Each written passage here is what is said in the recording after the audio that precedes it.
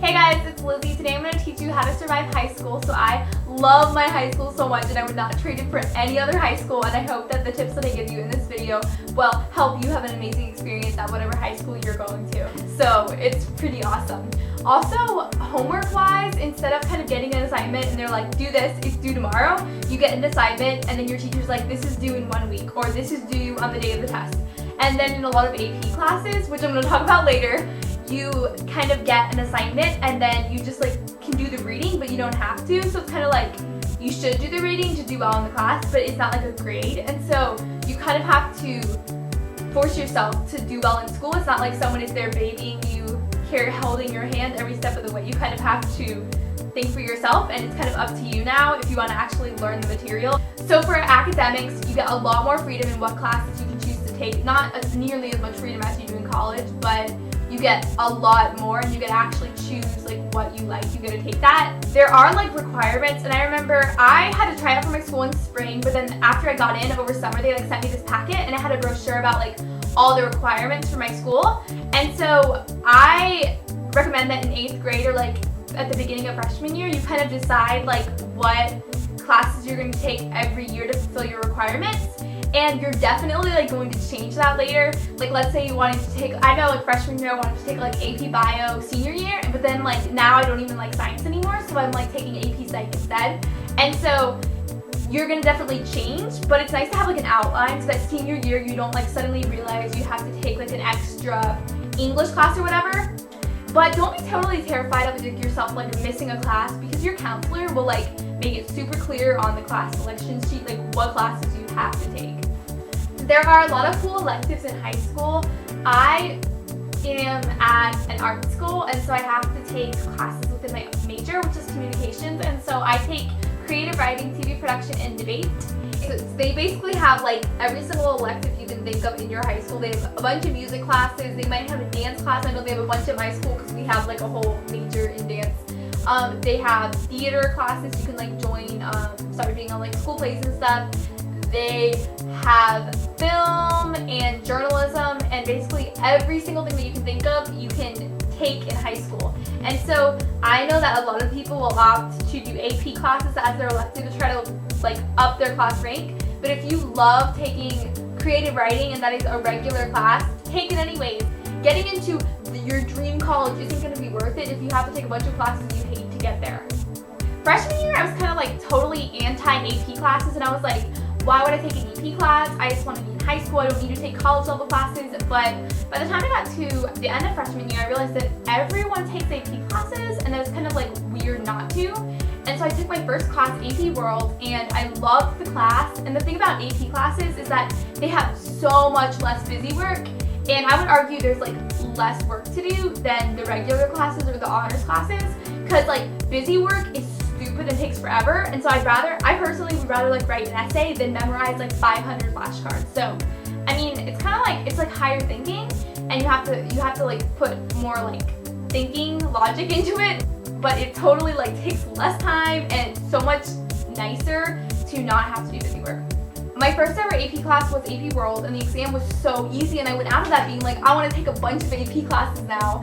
And so then I took 2 more junior year, and then I'm taking 4 senior year. AP classes are kind of mandatory if you want to get into a good state school or a Ivy League school, and they're really not that difficult. I would say that the easiest ones are AP Human Geography, AP Environmental, and AP Psych.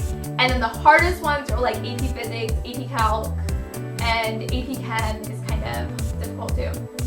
If you want to start off taking an AP class, then definitely take Human freshman year, and then take AP English junior and senior year. Even if you hate writing, I promise AP English is so easy because you don't really have to memorize anything. You just have to know how to write, and if you can write and memorize a few literary vocab terms, then you'll be set for the exam. You definitely want to be deciding now what type of college you want to go to, whether Ivy League, state school, private, Christian school, or if you're just shooting for community college. But grades wise, you really want to start freshman year, if you want to go to a state school, a really good state school, or an Ivy League school, straight A's. You have to be top notch.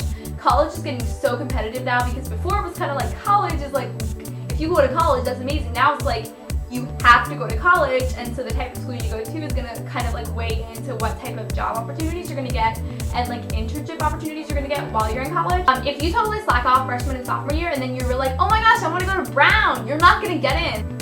So just be aware that right now all of your grades in your classes are going to be counting and weighing in for your future. And one of the things that my favorite teacher and my debate coach shared to us at the end of freshman year, she told us this epic piece of advice that I want to share with you guys.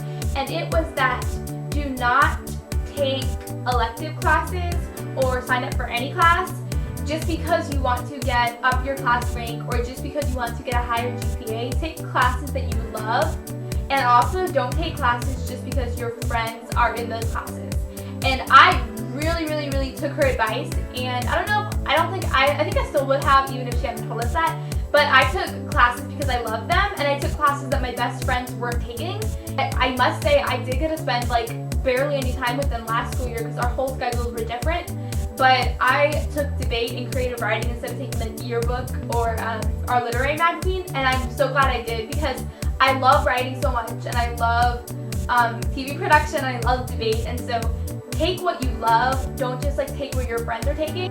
And also don't feel like you have to stock up your classes with a bunch of AP classes just because you want to get into a good college. Colleges aren't looking for people who took a bunch of AP classes and got B's in them. Colleges are looking for people who are well-rounded and who are like a person who isn't just like a thing taking classes. Like you will need to be well-rounded in everything. Procrastination is so horrible for me in high school because everyone procrastinates, and so I kind of got sucked into the whole like procrastination thing, but try to not procrastinate. And one of the things that I had to do was when I got home, like take my phone, iPod, and camera and like hide them in my parents' bedroom and be like, and I would tell them, don't let me have these.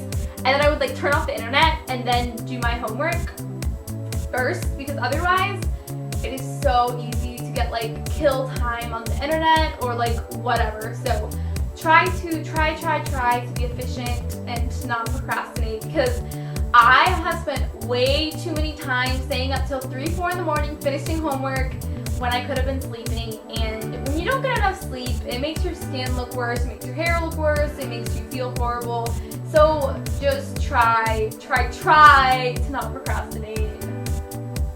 My study tips are setting a time out every single day, preferably like the first thing you do when you get home, when you do your homework, and putting on music while you're doing your homework. I find that some music is distracting and some music is like good study music.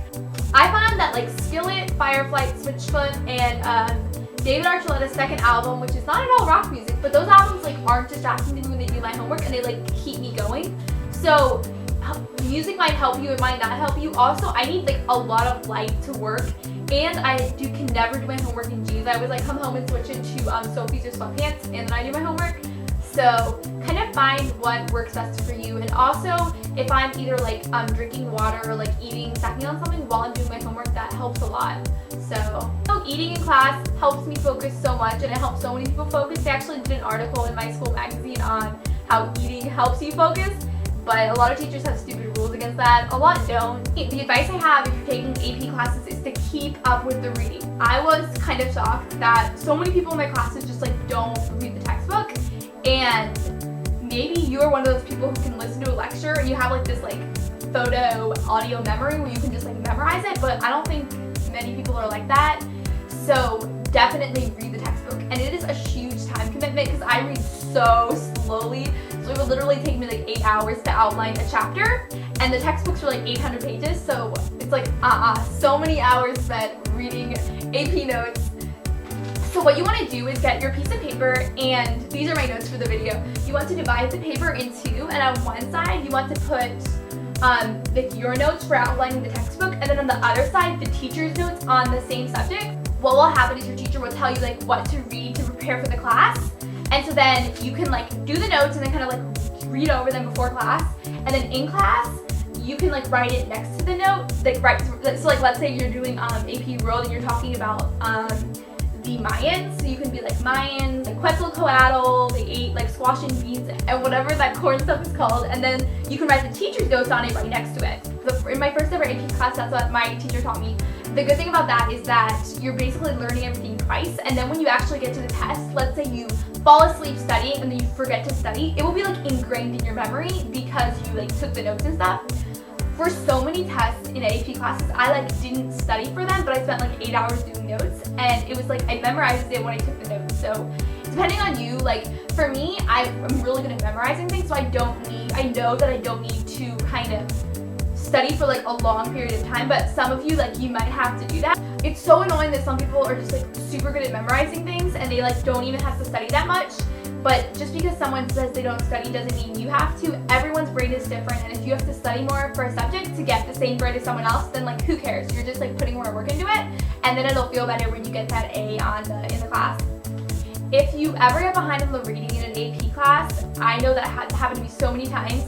What you don't want to do, which is what I did for the second half of AP US, you don't want to just like try to catch up in the reading. You want to like finish that chapter and realize that you're not going to read that half of the chapter. If you only get through half the chapter, whatever, move on to the next chapter, because otherwise you're always going to be like a step behind your class and you're not going to get enough out of the lectures.